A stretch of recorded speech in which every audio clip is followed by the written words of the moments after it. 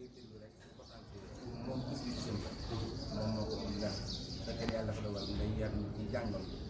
ba mu war a def loolu boo ñëwee yow yaa moom lépp moo ko moom ba ngeen commencé waaw donc daal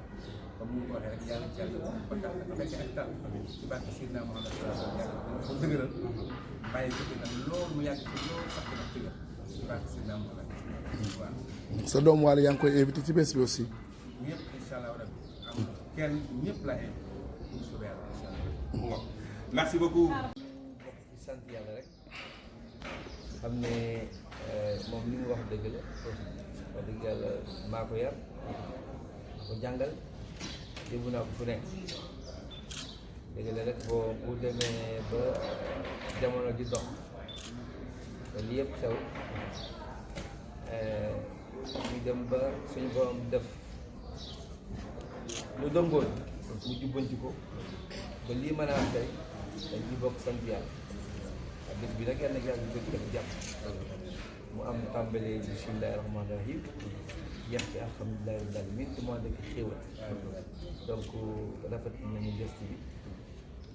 te xam naa ne bi ngeen di ñëw ak seen caméra yu bari moom xam naa ne ko waaj ngeen ko man nag xaw ma ne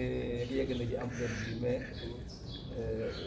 seen toppis ñoom xam nga toppis ñoom moom xam nga da ngay laal xam nga mais daal sant yàlla lii yëpp parce que aduna yàggul ne ko yëpp ak ci nett lay mujj rek donc demee ba yàlla dimbali ñu waaw ba xel yëpp jàpp benn yoon maanaam yoon jub bu baax ñëpp mën a dégg ñëpp mën a gëm ñëpp mën a jàpp te muy dëgg ñu ngi bokk sant yàlla donc incha allah su bés ba dinaa soof ñëw pour soobee yàlla.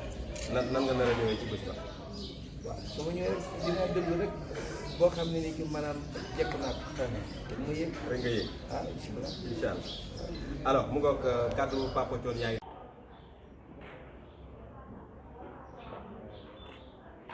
yàlla yàlla